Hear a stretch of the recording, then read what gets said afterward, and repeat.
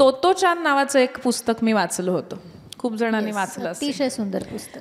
ते पुस्तक वाचल्यानंतर प्रत्येकाला असं वाटतं ना की आपल्याला अशी शाळा हवी. खरंच. आणि हाच तो फरक होता की किंवा आमच्या शाळेमध्ये असंही होतं की 9 तुकड्या होत्या. 8 आणि 9 मध्ये हुशार मुलं आणि 1 ते 7 मध्ये, 7 मध्ये काय टेक्निकल आणि मग 1 ते 6 मध्ये सेम.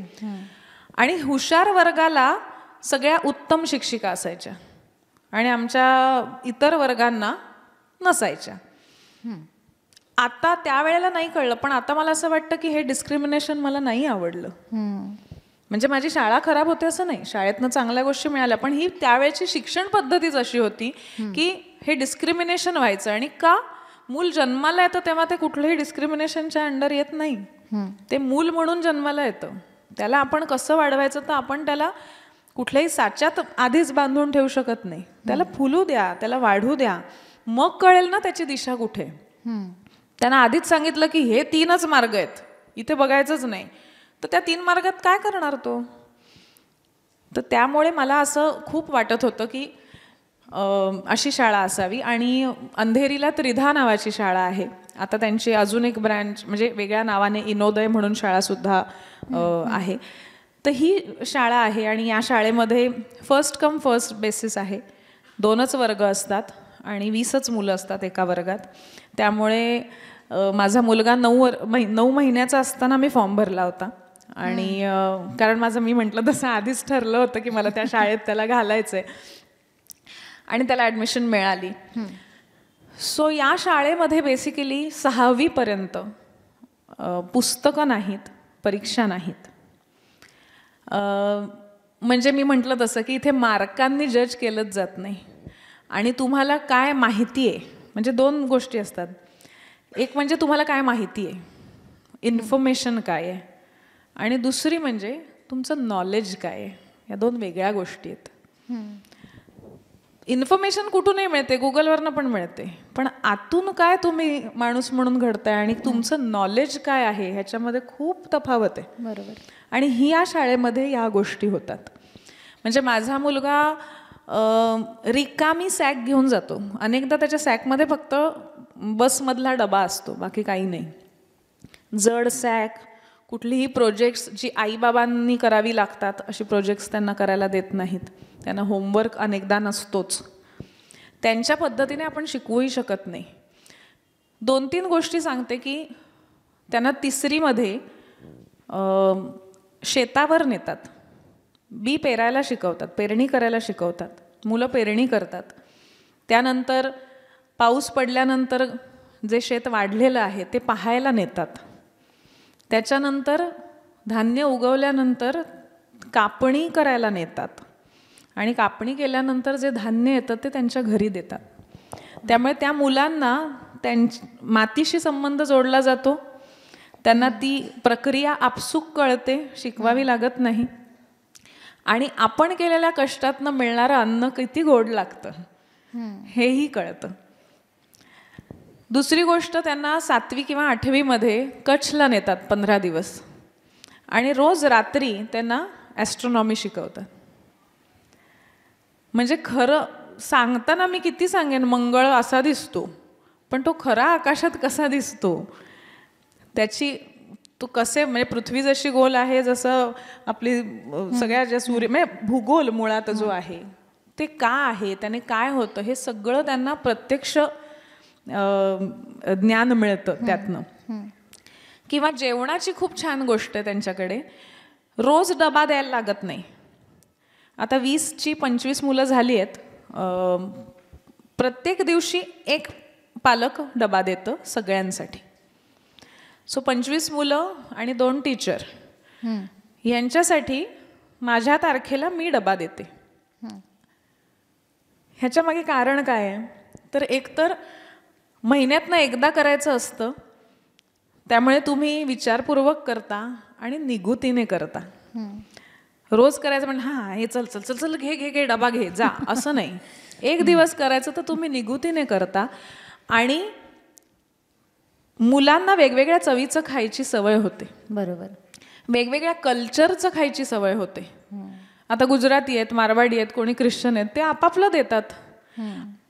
फक्त त्यांच्याकडे की नॉनव्हेज नाही, मैदा नाही, विदाऊट रिझन गोड नाही, तळलेलं नाही, साधं जेवण, आमटी, भात, भाजी, पोळी, कोशिंबीर. मग उन्हाळा असेल तर जरा सरबत, लिंबू सरबत, कलिंगडाचा ज्यूस, असं काहीतरी, कोकम सरबत. आता थंडी आली तर मग सूप देतो, गरम आहे म्हणून. आणि मुलं ज्या दिवशी ज्या मुलाचा, त्याला स्पेशल डे म्हटलं जातं, ज्या दिवशी ज्या मुलाचा स्पेशल डे आहे त्याला सगळे थँक्यू म्हणतात गाण्यातनं. आणि तो होस्ट करतो सगळ्यांना.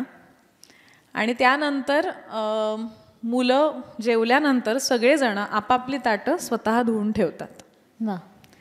त्या शाळेमध्ये डिस्क्रिमिनेशन नाही, मुलगा मुलगी हे डिस्क्रिमिनेशन नाही. सगळ्यांना कुर्ते आहेत, विविध रंगाचे कुर्ते, लाल, पिवळा, जांभळा, हिरवा, निळा. खाली तुम्ही काहीही घाला, कम्फर्टेबल, जीन्स घाला, ट्रॅक पॅन्ट घाला, काही घाला. वरती कुर्ते, कुठल्याही दिवशी कुठलाही तुम्हाला हवा तो कलर घाला. म्हणजे आज मला वाटलं लाल, मला वाटलं 5 दिवस मी लालच घालणार, तर लालच, जे काही आहे.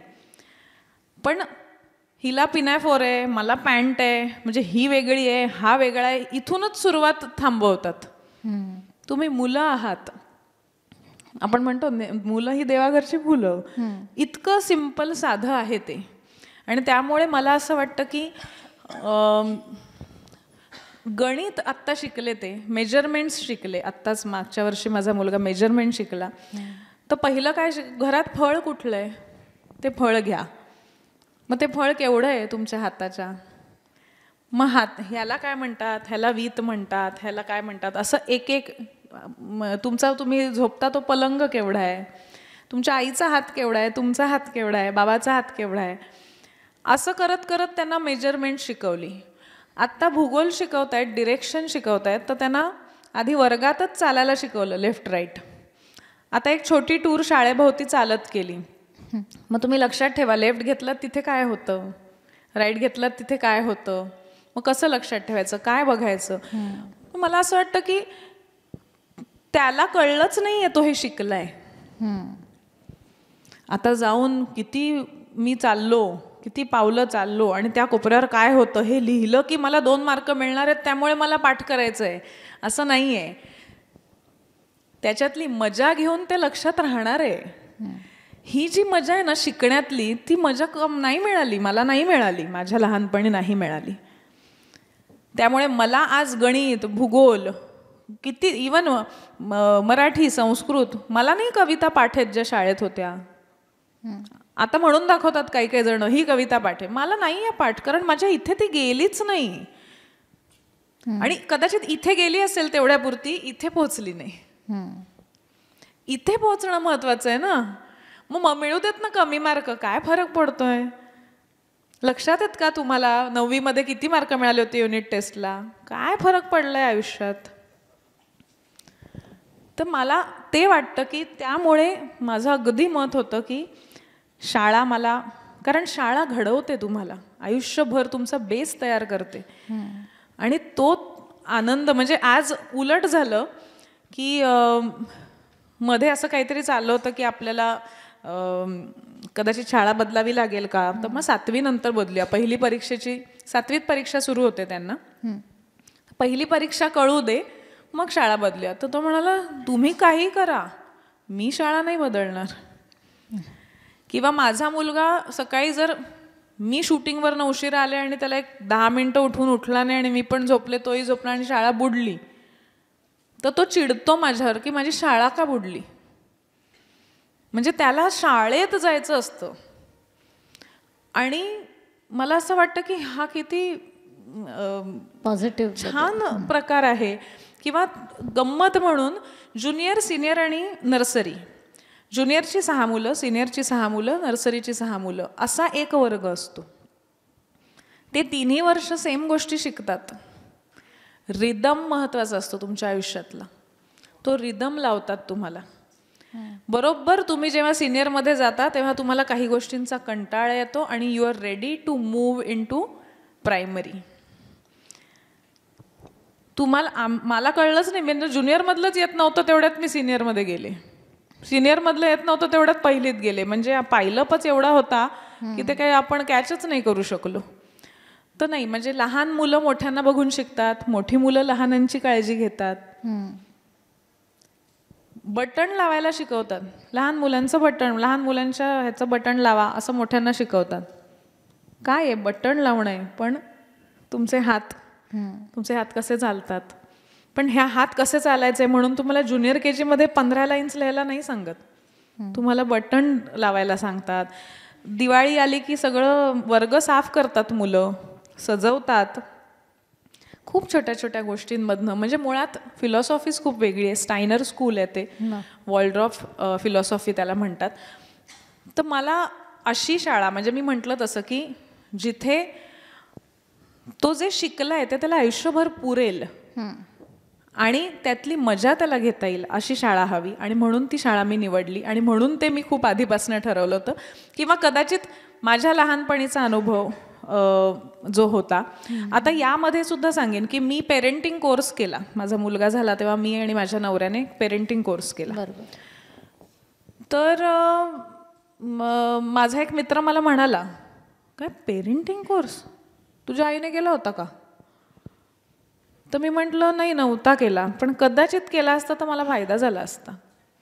पण ह्याचा अर्थ माझी आई काही चुकली का? नाही, तिने तिच्या वेळेला, तिच्या सराउंडिंग्समध्ये, तिच्या बुद्धीनुसार माझ्यासाठी उत्तम काय स्वतःच्या पलीकडे जाऊनच केलं. पण त्यावेळेला ती मुभा नव्हती, त्यावेळेला त्या काही गोष्टी अवेलेबल नव्हत्या. तिने पारंपरिक पद्धतीने ही शाळा आहे, शाळा म्हणजे असं म्हटलं तसं घराजवळची शाळा आहे, तिथे हे शिकवते, सगळे चांगले, तिथे जायचं. पण आज कदाचित मी नाही तो विचार केला. मी माझ्या मुलासाठी कष्ट घेऊन जागा बदलून वेगळी शाळा निवडली, कारण माझ्या मुलाने वेगळं वाढावं असं मला वाटतंय. ज्या घरात माझी आई, माझी आजी ज्या शिक्षिका आहेत त्याच घरातली मी. म्हणजे माझ्या आईला पहिल्यांदा आवडलं नव्हतं आम्ही या शाळेत घातलेलं. किंवा माझ्या मुलाला असे पटापट पाढे म्हणता येत नाहीत. ताई म्हणते काय पाढे म्हणता येत नाहीत तुमच्या मुलांना, पाढे म्हणायला बसवा. म्हटलं गणित सोडवता येतंय ना त्याला, पाढे म्हणायची काय स्पर्धा आहे? लिहिताना त्याला गुणाकार करताना उत्तर येत आहे ना, मग ठीक आहे. आणि लिटरली सांगते तुम्हाला, त्याला गणित दिलं की तो सोडवतो. त्यांनी ज्या पद्धतीने ते शिकलेत त्या पद्धतीने त्यांना ते सोडवता येतं. फक्त त्यांना बे के बे, बे दोणे चार असं पटापट म्हणता येत नाही अजून. येईल कदाचित 2 वर्षांनी येईल, आय एम ओके. ते नाही आलं तरी चालेल. त्याला गणित सोडवता येणार पाहिजे. आयुष्याचं गणित सोडवण्यासाठी त्याला पाढे पाठ करायची गरज नाही आहे, त्याला नॉलेज असायची गरज आहे. इथे पाढा वापरला जातो हे कळायची गरज आहे. पाढा येईल ते काय अगदी आपण हातावर मोजून पण येतोच की, पण इथे पाढा वापरायचा आहे हे नॉलेज आलं पाहिजे ना. त्यामुळे मला असं वाटतं की हे खूप महत्त्वाचं आहे की आपल्या आयुष्यामध्ये आपला बेस आपण काय तयार करतो. आता या उपर तो जाऊन त्याला, तो ज्या पिढीमध्ये वाढेल त्याला असं वाटेल की नाही आईने थोडं कमीच केलं, मला कदाचित अजून हे हवं होतं, हे वाटूच शकतं. पण मग म्हणून म्हटलं माझ्या सेन्सिबिलिटीमध्ये, माझ्या आत्ताच्या आजूबाजूच्या वातावरणामध्ये मी त्याला बेस्ट काय देऊ शकेन हा प्रयत्न मी करणार, जो माझ्या आईनेही केला असेल. पण पेरेंटिंग कोर्स केला तर कदाचित मला 2 गोष्टी जास्तच कळतील ना. बरोबर. कुठलंही शिक्षण वाया जात नाही, कुठलंही आपण काहीतरी नवीन पडताळून बघत असतो, कदाचित चुकू परत येईल की करून. तर त्यामुळे मला असं वाटलं की पेरेंटिंग कोर्स आम्ही दोघांनी केला आणि त्याचा मला फायदा झाला. मगाच्या ह्याच्यावरनं तर संघर्ष किंवा पिअर प्रेशर तू म्हणालीस ना, त्याच्यावरनं बोलू ना. एक मुद्दा मला आठवला की माझा मुलगा सुद्धा लाजरा बुजराच आहे. पटकन कोणी आलं की त्याला असं, अर्थात सोशल पण आहे, म्हणजे कधी कधी त्याला ओळखही लागत नाही, तो बिंदास बोलतो. पण असं परफॉर्म करायचं असेल स्टेजवर 4 लोकांसमोर तर तो अजूनही बुजतो. परळला आम्ही ज्या कॉलनीमध्ये राहिलो तिथे अगदी एवढंसं बाळ, तान्हं बाळ असेल तरी समोर माईक ठेवायची पद्धत आहे की नुसतं हां म्हणेल तरी चालेल, पण स्टेजवर आला मुलगा अशी गंमत आहे. तर अगदी लहान होताना त्याला काय माहीत होतं, उभं केलं, उभं राहिलं. त्याला कळायला लागल्यावर तो काम करत नव्हता. अरे ह्याला घे ना गाण्यामध्ये, ह्याला घे ना डान्समध्ये, त्या चांदोबाच्या गाण्यात ह्याला घे ह्याच्यात. तर तो म्हणाला नाही मला नाही करायचं. तर मी म्हटलं ओके नको करूस. तर मला एक सोसायटीतली मैत्रीण असती म्हणाली काय गो तुमचा एवढा मुलगा काही करत नाही, तू शिकव की जरा त्याला. तर मी म्हटलं मी पण नव्हते लहानपणी करत, त्याला जेव्हा वाटेल तेव्हा करू दे. त्याला आत्ता नाही वाटत आहे ना, मग मी कर म्हणून काय होणार आहे. तो बळजबरी खेळणार ना, त्याला तिची मेमरी काय राहील, आईने उभं केलं म्हणून मी केलं. त्याला जेव्हा वाटेल त्याला जाऊ दे, नाही वाटलं तर नको जाऊ दे. स्पोर्ट्सची आमच्याकडे हे असतात कॉम्पिटिशन. तर एक वर्षी तो म्हणाला मला खेळायचं आहे, तो खेळला, त्याला एक बक्षीस मिळालं, एकात तो हरला. दुसऱ्या वर्षी म्हटलं हां युवन परत तेच आहे, आपण तुला करायचं आहे का. नाही मला नाही खेळायचं आहे. म्हटलं ओके. तर एक आजोबा म्हणाले चल चल उठ, धावायचं धावायचं असं नाही, कॉलनीतले असतात ना ह्याच्यातच आपण घडतो, उठ.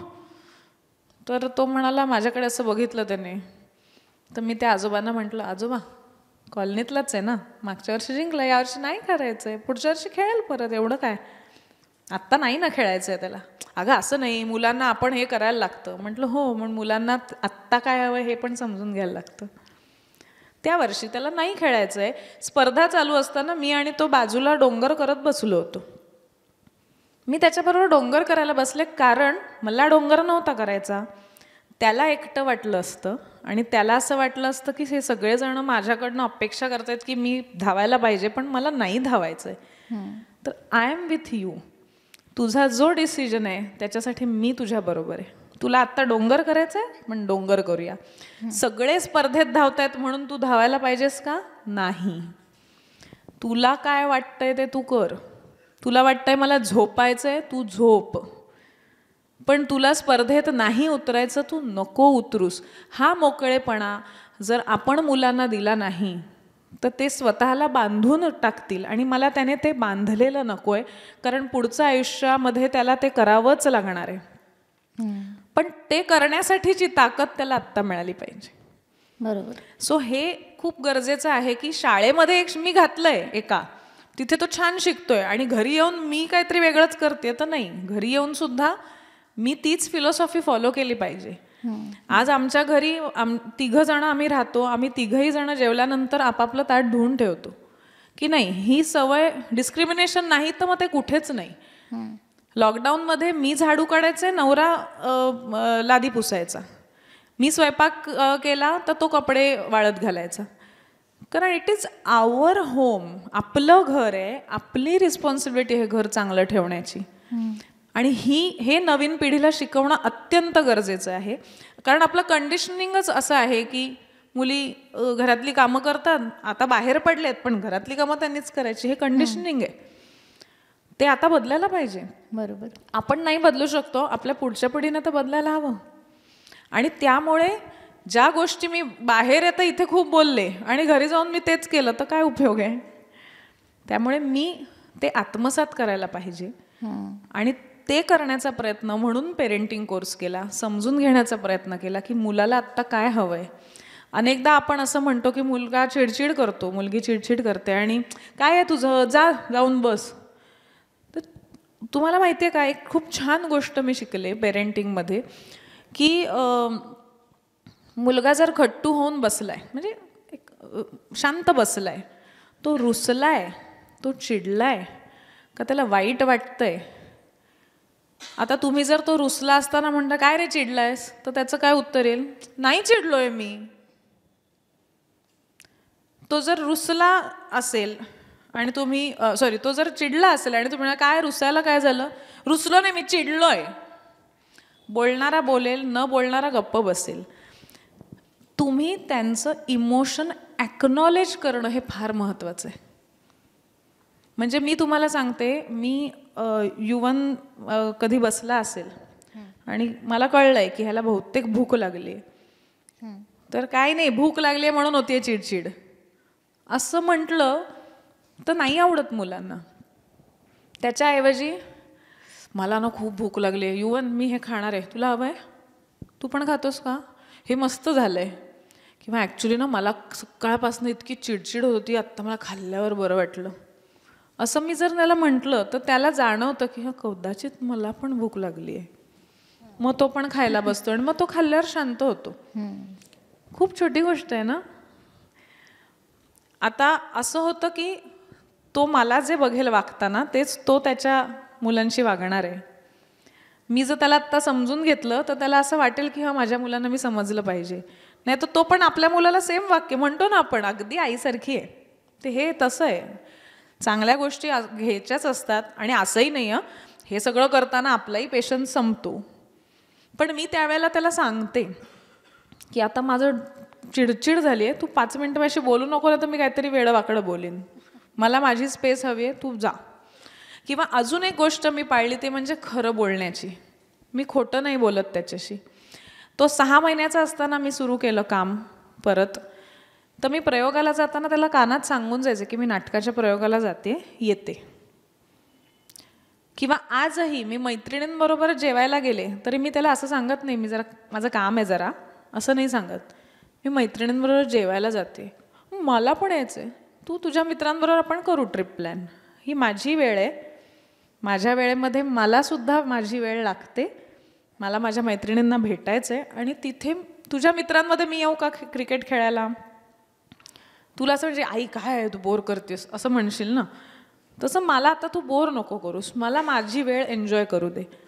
पण म्हणून मी खोटं नाही सांगत त्याला की मी जरा कामाला जाऊन येते, नाही, आत्ता माझी वेळ आहे. हे त्याला कळलं पाहिजे की प्रत्येकाला आपली स्पेस लागते, प्रत्येकाला आपलं आपलं आयुष्य आहे, प्रत्येकाला हे सगळं करत असताना आपण एकत्र कसं राहिलं पाहिजे, काय गोष्टी आपण शिकल्या पाहिजेत, काय आपण पुढे नेल्या पाहिजेत, काय असेल. आता कालची गोष्ट सांगते. मी भयंकर दमले होते आणि एवढी भूक लागलेली मला की मी त्याच्यासाठी केलेला भात होता एवढासा उरलेला, तो मी आले आणि मला वाटलं जेवणं झाली आहेत म्हणून मी भात खाल्ला पटकन, तो भूक लागलेली.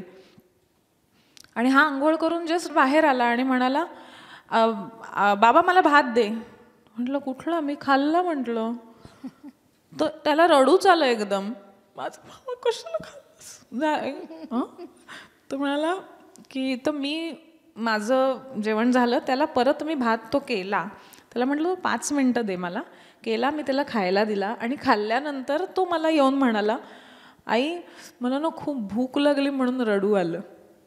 पण मला तुझ्यावर राग नव्हता आला. तर मला असं वाटलं की हे खाल्ल्यावरच सुचलं त्याला, पण मलाही तेच झालं होतं ना, मलाही भूक लागली म्हणूनच मी खाल्लं होतं ना.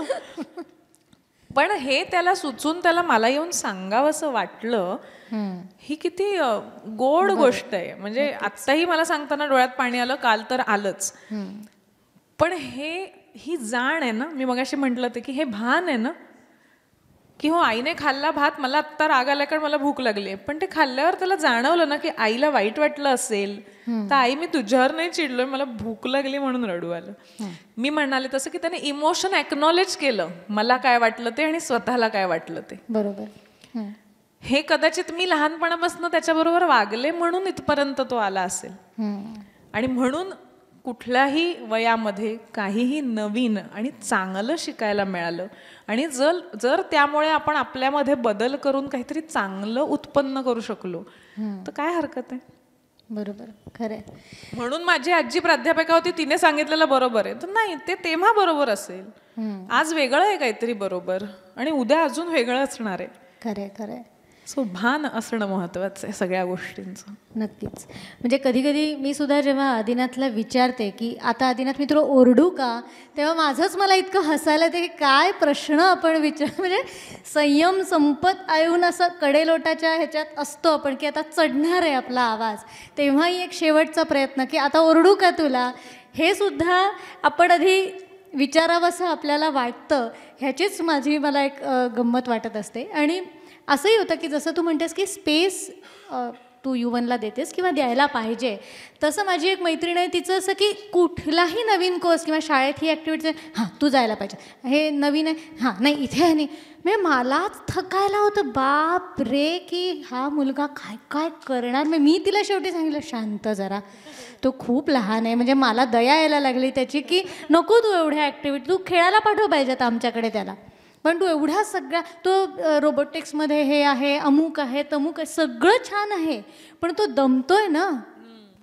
तेच हल्ली फार म्हणजे हा त्यांचं काय म्हणतो विचार चुकीचा नाही आहे. सगळं मुलाला यावं ही कोणाचीही अपेक्षा असते. मुळात अख्खं जगच खूप स्पर्धात्मक झालंय. बरोबर. आज तुम्ही नसाल तर तुमच्या मागे एवढे लोक उभे आहेत की तुम्हाला रोज उठून प्रूव्ह करायचंय स्वतःला, आणि त्यामुळे तुम्हाला हे पण आलं पाहिजे, ते पण आलं पाहिजे. तर मुळात अख्खं सगळे म्हणजे काय म्हणे आपण, हा आपल्या आजूबाजूला समाजात झालेला फरक आहे आणि त्याचे हे परिणाम आहेत. बरोबर. आणि म्हणून म्हटलं तसं की निदान आपल्या घरापासून आपण सुरुवात केली पाहिजे. नक्कीच नक्कीच. निदान काहीतरी पुढे जाईल, कुठेतरी पुढे जाईल.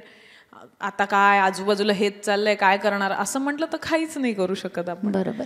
सो इच्छा असेल, आणि मी म्हटलं तसं मगाशी सुद्धा की काहीतरी शिकून आपल्यातही आपण बदल करतो ना. म्हणजे आज कितीही माणूस मोठा झाला, आत्ता म्हटलं 25 वर्ष मी या क्षेत्रात काम करते. माझ्या यावर्षीचा योग असा आहे की माझी 25 वर्ष पूर्ण झाली आणि बाबांची 50 पूर्ण झाली.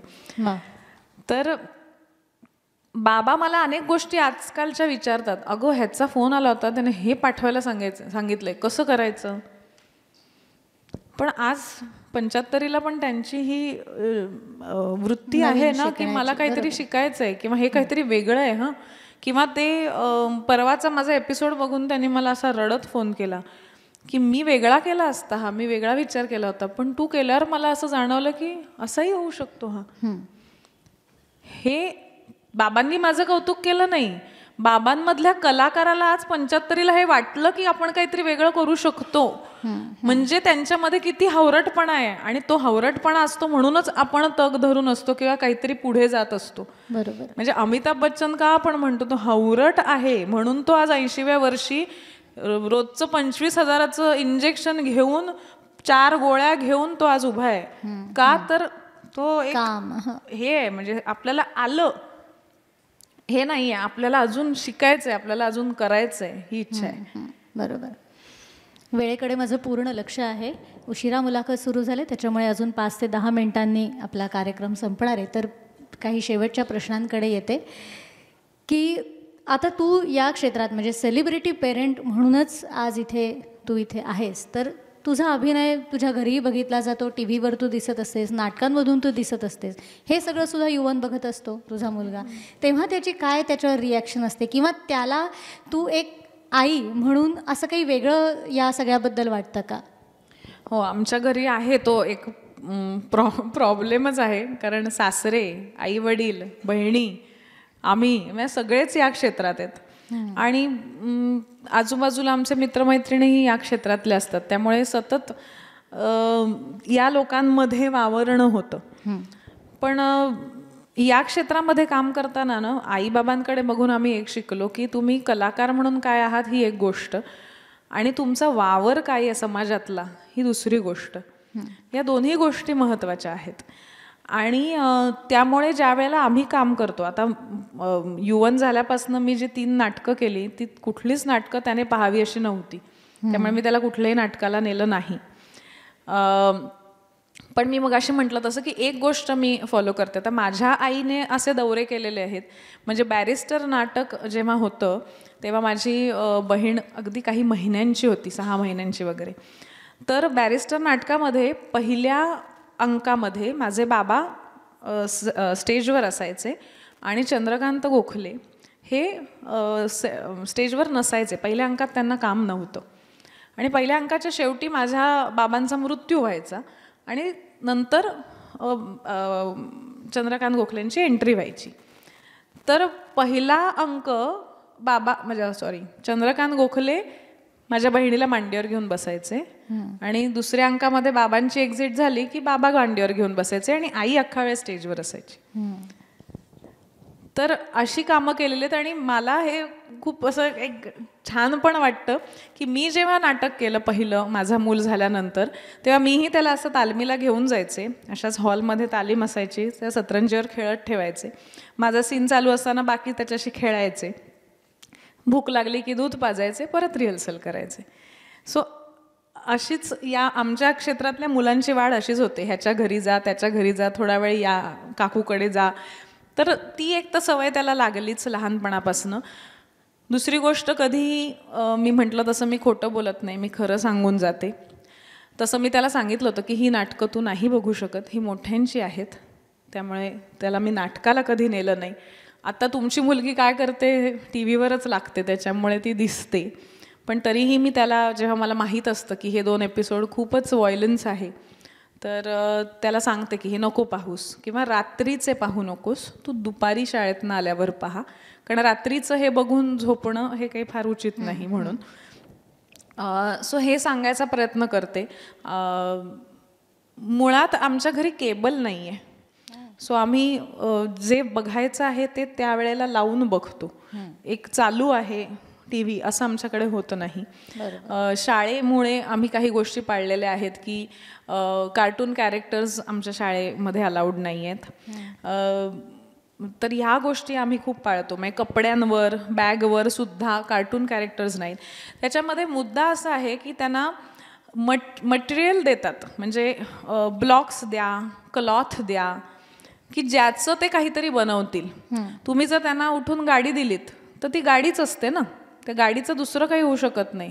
पण तुम्ही जर ब्लॉक दिलात तर त्याची गाडी होऊ शकते, घर होऊ शकतं, गॅस होऊ शकतो, किंवा पतंगही होऊ शकतो.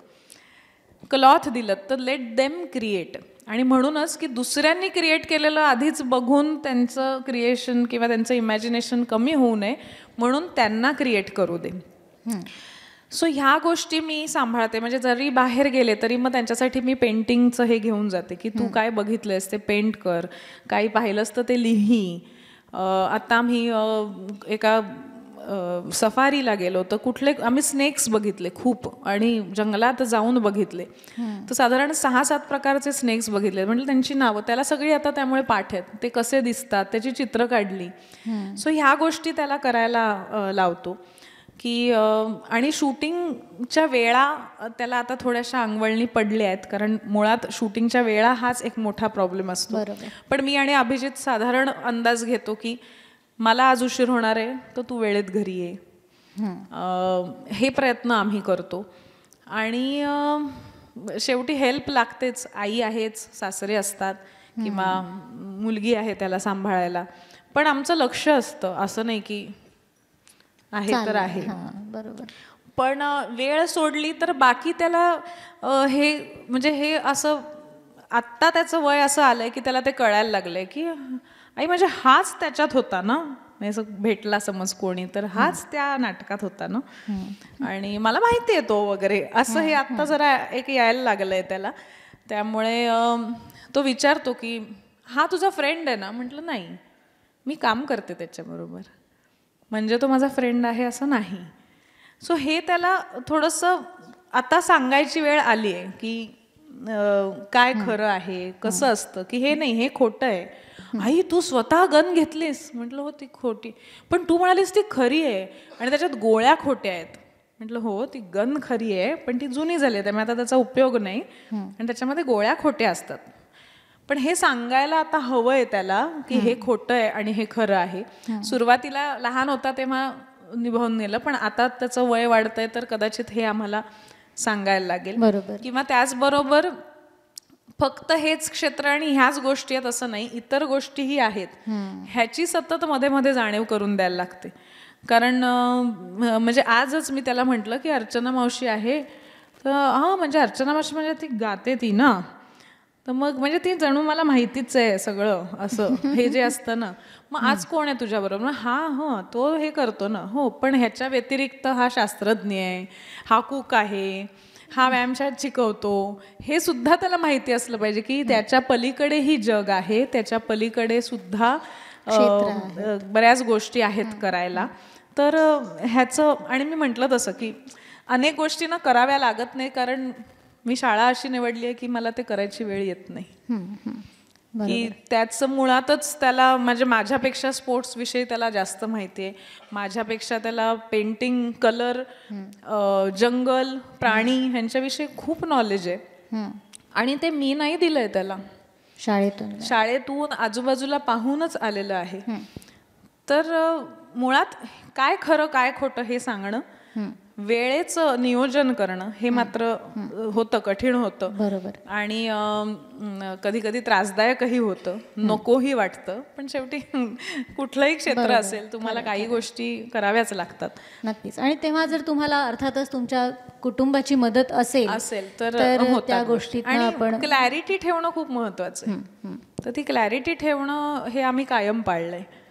आणि मी म्हटलं तसं पुन्हा एकदा तेच म्हणेन की जगाचं भान त्याला राहिलं पाहिजे, फक्त आपल्या पुरतं नाही. नक्कीच. तर आजूबाजूला काय या सगळ्याचं हे असलं पाहिजे. आणि आता अगदी शेवटचा प्रश्न असा की नाट्य शिबिराचा आपण उल्लेख केला, म्हणजे तू एक शिक्षिका सुद्धा आहेस, तू अनेक वर्ष नाट्य शिबिरं लहान लहान मुलांसाठी घेतेस, त्यातूनही अनेक आठवणी, अनेक अनुभव तुझ्या गाठीशी जमा झाले असतील. तर अर्थात तोही एक संवादच आहे, कारण ते तू शिकवतेस आणि नाटक हाही एक संवादच आहे. तर त्याच्यातली काही एखादी खास आठवण, एखादा खास किस्सा हे सांगून आपण सांगतेकडे जाऊ. तेच म्हणेन मी पुन्हा एकदा, खरं तर नाट्य शिबिरातही मुलंच येतात आणि मुलांना समजून घेणं महत्त्वाचं असतं. नाट्य शिबिरामध्ये सुद्धा आम्ही हा प्रयत्न करतो की खेळता खेळता मुलं शिकतील. त्यांना आता बसा आणि हे पाठ करा असं नाही, तर त्यांना ते जसं इथे आता कदाचित मी म्हटलं तसं की शिक्षण वाया जात नाही. आता जेव्हा मी युवनला या शाळेमध्ये घातलं तर त्यांचा एक कोर्स होता 3 दिवसाचा पेरेंट्ससाठी, की तुम्ही घरी काय केलं पाहिजे. तो जेव्हा केला तेव्हा लक्षात आलं की या सगळ्या गोष्टी, की मुलांना जज करू नका, त्यांना वेळ द्या. माझ्या शिबिरामध्ये एक मुलगा आला होता आणि तो सारखा डोळा पुसत होता स्वतःचा अख्खा वेळ. म्हणजे आपल्याला इरिटेट होईल एवढा वेळ तो सारखं असं असं असं. म्हटलं काय रे, काय डोळ्यात गेलंय का? नाही, काही बोलायला तयार नाही, हो पण काही नाही, डोळा पुसत होता फक्त. 2दा विचारलं त्याला की काही डोळ्यात गेलंय, काही तुला लागलंय का, तू ओके आहेस ना? 2दा-3दा त्याने उत्तर दिलं नाही. मग मी त्याला विचारलं नाही. 2 तास शिबिर झालं, मी काही बोललं नाही. दुसऱ्या दिवशी त्याला काही विचारलं नाही. त्याच्या आईवडिलांनाही मी काही विचारलं नाही की का बाबा हा काय असं करतोय, काही विचारलं नाही. त्याला त्याची स्पेस दिली. 3ऱ्या दिवशी त्याने स्वतःचं नाव सांगितलं. 4थ्या दिवशी तो जरा एक वाक्य बोलला. तेव्हा माझ्याबरोबर रुजुता देशमुख आम्ही दोघी मिळून घेतो, तर ती मला 6व्या-7व्या दिवशी जेव्हा आम्ही नाटकात घ्यायची वेळ आली तेव्हा ती म्हणाली, तर ह्याला काय द्यायचं, हा बोलेल का? तर मी तेव्हा तिला म्हटलं, म्हणजे कदाचित या अनुभवावरनं, की लेट्स नॉट जज हिम, देऊया त्याला 5 वाक्य दिली आणि एका कवितेत एक ओळ दिली, जास्त नाही, कारण मुलं भरपूर असतात, एवढंच मिळतं. तर ज्या दिवशी परफॉर्मन्स होता त्या दिवशी त्याने स्वतःची 5ही वाक्य खणखणीत म्हटली, कवितेतलं वाक्य म्हटलं आणि दुसऱ्यांच्या कवितेतही तो आतनं ओरडत होता. कदाचित त्याला न विचारणंच योग्य होतं की तुला काय होतंय. काही काही वेळेला त्यांना त्यांची, मी म्हटलं तसं, स्पेस देणं किंवा त्यांना त्यांचा वेळ देणं, किंवा सतत अटेन्शन मिळतं काही वेळेला. काय होतंय, काय लागलं, काही हवंय का, काही नको असतं त्यांना तेथे सेटल व्हायला त्यांचा वेळ हवा असतो. एखाद्याला पहिल्या दिवशीच कोणीतरी आगाऊपणे बोलतो एखादा मुलगा, तर त्यालाही आपण जज नाही करायला पाहिजे की पहिल्या दिवशीच काय रे तुझं एवढं, ठीक आहे हा असा आहे का. बरं, एक कोणीतरी दर शिबिरात येतो की ज्याला आपल्याला शांत करायला लागतं, एखादा ओरडा द्यायला लागतो, पण ते त्या मुलानुसार ती मुलं कळायला वेळ तर आपण पण द्यायला पाहिजे. त्यांना तरी आपण कुठे माहिती होत, कोण या 2 ताया उभ्या केल्या आहेत समोर, त्या काय करतात, त्या काय शिकवू शकतात हे त्यांना माहितीच नाहीये. तर खरं तर त्यांनी आपल्याला वेळ दिलेला आहे, तर आपणही त्यांना वेळ दिला पाहिजे. आपण त्यांच्याबरोबर त्यांचं होऊन इथे, मी आता मला ह्यातलं माहिती आहे, मी आता 25 वर्ष शिकवते आहे आणि आता म्हणून तुम्ही या आणि तुम्हाला मी हे सांगते, नाही. तो मुलगा माझ्यासाठी पहिल्यांदाच आलाय, त्याच्यासाठी मी पहिल्यांदाच शिकवणार आहे आणि माझ्यासाठी मी त्या मुलाला पहिल्यांदा शिकवणार आहे. ह्यांना शिकवलंय पण हिला नाही ना शिकवलंय मी, मला काय माहिती हिचं आणि माझं इक्वेशन काय. सो ते माझ्यासाठीही शिकण्यासारखं आहे, त्याच्यासाठी. तर ती स्पेस एकमेकांना दिली गेली पाहिजे, ओळखलं पाहिजे की ह्याला एवढा वेळ लागतो, ह्याला तेवढा वेळ लागतो. तर हे शिबिरामध्ये खूप बघायला मिळतं. आणि खरं तर मला अशा वेळेला वाटतं की ही त्यांची नाही, आपली परीक्षा असते. बरोबर. आणि प्रत्येक अनुभवातनं आपणही शिकत जातो. म्हणजे आता मी याच वयाच्या मुलांना शिकवते ज्या वयाचा माझा मुलगा आहे. माझ्या मुलाला कदाचित तेवढ्या गोष्टी, मी शिबिरात अजून त्याला ये म्हटलेलं नाहीये, त्याला वाटेल तेव्हा तो येईल. मध्येच एक दिवस तो म्हणतो, आई हा श्लोक तू शिबिरात शिकवतेस ना. हो, पण म्हणून आता हा म्हण बस असं दामटवून होत नाहीत गोष्टी. बरोबर. त्याचा इंटरेस्ट त्याचा निर्माण करणं हे तुमचं काम आहे. खरंय. आणि तेच करायचा प्रयत्न एक शिक्षिका म्हणूनही करायला हवा आणि एक पालक म्हणूनही. वा, अतिशय उत्तम मेसेज. आणि किती विचार त्या सगळ्या भूमिकेमागे मधुराचा आहे हे तिच्या सगळ्या बोलण्यातनं आपल्याला जाणवलं असेल. म्हणजे फक्त मी एक अभिनेत्री आहे म्हणजे झालं, सगळं आता मी मिळवलेलं आहे आणि आता मला सगळं येतच आहे, किंवा त्या ग्लॅमरचीही एक वेगळी नशा अनेकांना चढलेली असते, ती सगळी बाजूला ठेवून एक सुज्ञ आणि अतिशय सुसंस्कारित असं लहानपण तूही अनुभवलंस आणि आता ते तू तुझ्या मुलासाठी सुद्धा तसंच वातावरण तयार करतेस. त्यासाठी तुला मनपूर्वक शुभेच्छा. आणि आपल्या सगळ्याच पुढच्या पिढीला हे असं सशक्त वातावरण, सशक्त विचार आणि चांगल्या गोष्टी सतत आजूबाजूला मिळत राहोत ही प्रार्थना करते. तुझे मनपूर्वक आभार की तू आलीस, तुझं शूटिंग संपवून घाईघाईत सगळं मॅनेज करून का होईना पण तू इथे हा वेळ दिलास, त्याबद्दल मनपूर्वक मी आभारी आहे. फॉर्च्यून एंटरटेनमेंटतर्फे तुम्हा सगळ्यांचे आभार की तुम्ही आज इथे आलात. यानंतर आपण ऑनलाईनसुद्धा हे सगळे मुलाखतीचे भाग कालांतराने उपलब्ध करूच, त्यामुळे अधिकाधिक लोकांपर्यंत ह्या सगळ्यांचेच विचार पोहोचायला मदत होईल. तुम्हा सगळ्यांना होऊन गेलेल्या दिवाळीच्या आणि येणाऱ्या नवीन वर्षाच्या मी मनःपूर्वक शुभेच्छा देते. आपले विचार असेच चांगले राहू दे, चांगल्या माणसांची संगत, चांगल्या गोष्टींची संगत आपल्या सगळ्यांनाच लाभत राहू दे. धन्यवाद. 14 नोव्हेंबरला गाणं येईल ऐक ना गाई, ते सगळ्यांनी बघा, त्याची लिंक तुमच्यापर्यंत पोहोचेल. 16 नोव्हेंबरला इथे कार्यक्रम आहे बेताल झाले सूर, त्याबद्दलही तुम्हाला कळलेलं आहे. अवश्य कार्यक्रमाला या, त्या कार्यक्रमाचीही मजा घ्या, नवीन लोकांना घेऊन या, नक्की सगळ्यांना आवडेल असा तो कार्यक्रम आहे. धन्यवाद. शुभरात्री. श्रेयसी, तुझं खूप कौतुक. एक गाणं सुचणं आणि त्याच्यानंतर या कार्यक्रमापर्यंत त्याची पूर्ती होणं, ह्याच्यामध्ये मेहनतही असते आणि दांडगी इच्छा असते. एवढ्या सगळ्यांना तू घेऊन आलीस बरोबर. आणि इथे जे आज प्रेक्षक आहेत ते कदाचित काही घरातले असतील, काही ओळखीचे असतील, पण त्याही पलीकडे मी असं म्हणेन की ते ह्याचं महत्त्व जाणणार आहेत, नाही तर ते एवढ्या वेळ बसले नसते.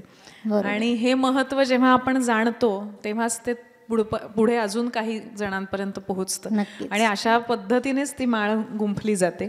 तर हे माळ गुंफण्याची पहिला मणी तू ओवलेला आहेस, याबद्दल तुझं मनापासून धन्यवाद, आभार.